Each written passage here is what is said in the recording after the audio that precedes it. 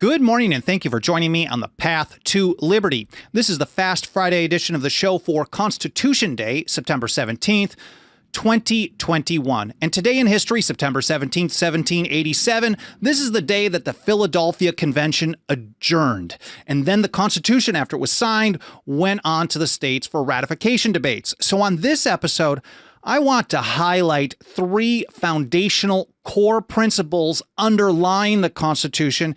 And all three of them you'll almost never learn about in government-run schools. There's probably a reason for that. We're talking about things like the real source of power, plus the dangers of consolidation and war and the relationship to a monarchy rather than a republic. And then I'm going to wrap it up with a pretty powerful warning from Benjamin Franklin as he made the motion on Constitution Day, that day in 1787, for the delegates or the members of the convention to sign the Constitution. But first of all, before getting to that, my name is Michael Bolden. We broadcast live every Monday, Wednesday, and Friday at 9:30 a.m. Pacific time from here in my home office and studio in downtown Los Angeles for the 10th Amendment Center. Our show homepage is everything you need to follow this show. It's got all the archives, and on individual episodes, I link to all the stuff that I'm most of the stuff that I'm talking about, so you can read and learn more in context on your own time. You can find all the platforms, a bunch of video ones, a bunch of audio-only podcast platforms, and even our membership program where you can put your financial faith behind our work. For as little as $2 a month, we make it go a long, long way in support of the Constitution and liberty. Again, that show homepage is 10thamendmentcenter.com/path to liberty. And I couldn't be more grateful for you spending some of your time with me today. Thank you so much for being here, whether this is your first episode or you've been here for every single one since day one.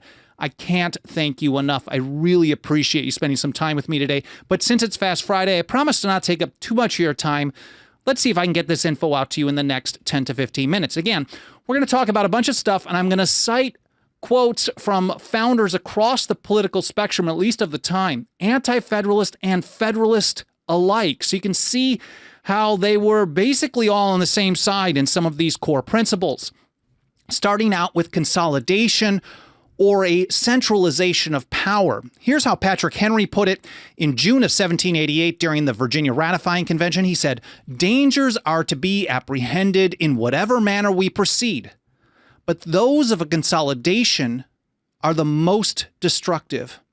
And I can't recall if it was the exact same speech or not, because he hammered on consolidation quite a bit during that convention, during June of 1788.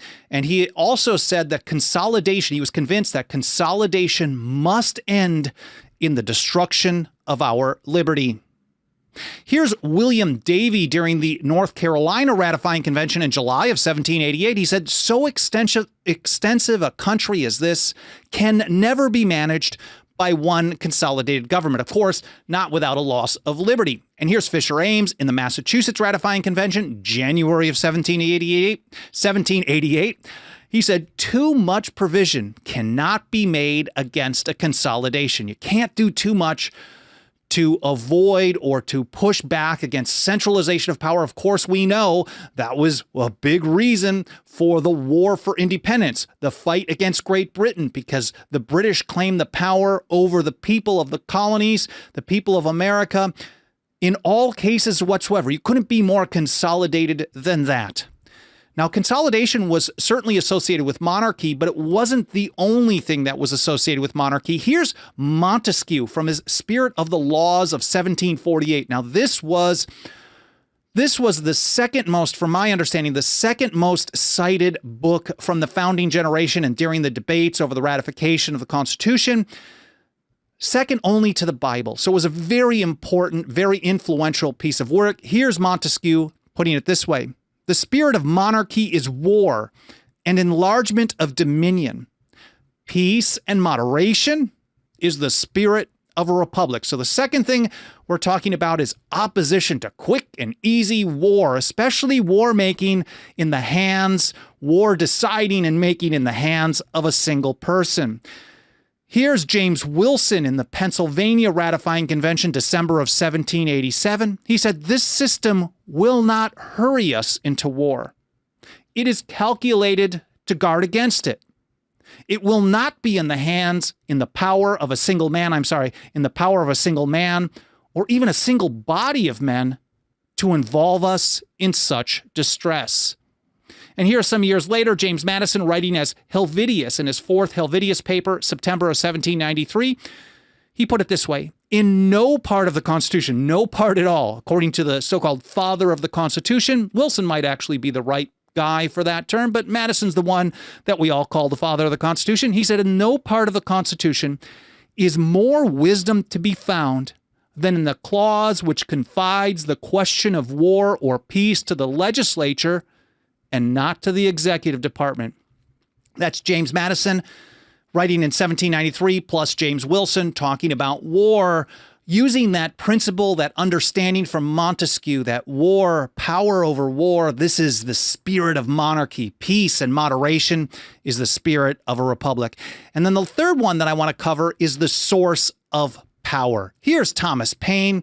He's put it this way: a constitution is not the act of a government, but of a people constituting a government. We know that the notion of sovereignty, that is final authority, all through history, this was in the hands of a single person or a single body of men, a small group of people, a cabal, maybe some oligarchs. And the founding generation, the old revolutionaries primarily, they had a big shift, recognizing that power flowed from the people. And that's how Paine was putting it here, that when a constitution is created for a government, this isn't the government creating itself. This is people delegating power to that, and it's a creation of the people. Here's Robert Livingston, the chancellor during the New York Ratifying Convention, June of 1788. He just repeated that message. All power is derived from the people. And this was reiterating what George Mason more famously wrote in April of 1775. All power was originally lodged in and consequently is derived from the people. He continued saying we should wear it as a breastplate and buckle it on as our armor. Not only does power flow from the people, but because of that sovereignty, that final authority being with the people of the several states, it is a defense against government itself. And that's what John Hancock had to say near the end of the Massachusetts Ratifying Convention, February of 1788. He said, the powers reserved by the people render them secure. Security, our liberty being secure wasn't going to be the result of just government doing the right thing or voting the bums out or something like that, but the powers held back, the powers reserved by the people, the sovereignty of the people, because they are the ultimate authority. And Thomas Jefferson saw that as the foundation of the Constitution, and that's how he put it in his opinion against the constitutionality of a national bank in February of 1791. This is before the 10th Amendment was ratified. It was certainly under consideration, but 10 months before ratification, on February 15th, 1791, Jefferson said, I consider the foundation of the Constitution as laid on this ground, that all powers not delegated to the United States by the Constitution, nor prohibited by it to the states, are reserved to the states or to the people. Thomas Jefferson thought that what became the 10th Amendment was the foundation of the entire Constitution. And as I mentioned at the outset, I wanted to wrap it up with a warning from Benjamin Franklin. Those of you who watch or listen to this show on a regular basis, you've heard me talk about this pretty repeatedly, regularly. But he started out September 17th, 1787. The first person to make a speech is, well, Benjamin Franklin. He wrote the speech out, he held it up, and then his good friend in Pennsylvania, James Wilson, read it for him. He started out by pointing out that there were a number of parts of the Constitution that he disagreed with, but he still wanted to go forward. He urged unanimous support. He got very close to that. I believe there were 3 that said no, that did not sign on. But he urged unanimous support anyway, and he gave a number of reasons why. I will link to this in the show notes so you can read it in context. But then he went on with this. He said, in these sentiments, sir, this is right after saying that there's parts of it that he disagrees with, but that maybe he's wrong, and this is what we need to do to move forward. He says, I agree to this Constitution with all its faults, if they are such, because I think a general government necessary for us. And there is no form of government but what may be a blessing to the people if well administered. So it doesn't matter what he's saying here, this is my quick aside, what he's saying here is it doesn't matter how good the Constitution is when you have good people there and they do the right thing and they support liberty and things like that, it's going to seem like a blessing. But when it's something else, it doesn't matter how good it is, you're going to have problems. He says, and I believe further that this is likely to be well administered for a course of years and can only end in despotism. What a powerful warning. On September 17, 1787, from Benjamin Franklin, it can only end in despotism, as other forms have done before it, when the people shall become so corrupted as to need despotic government, being incapable of any other. Well, I hope you guys found this interesting. I hope it was educational. More important than anything, I hope you learned something.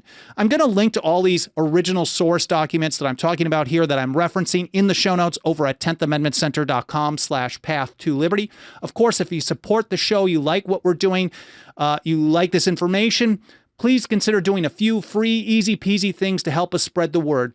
All the mainstream platforms are very easily triggered with their algorithms, so doing stuff like leaving a review on Apple Podcasts or smashing the like button on YouTube or Facebook, leaving comments in the archives, sharing links, all that stuff will tell the platform to show the program to more people, and I can't thank you enough for that.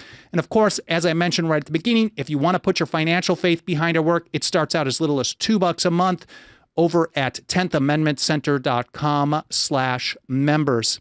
Again, I really appreciate you spending some of your time with me today. I hope this was very interesting. I hope you have a great weekend, and I'll see you next week here on the Path to Liberty.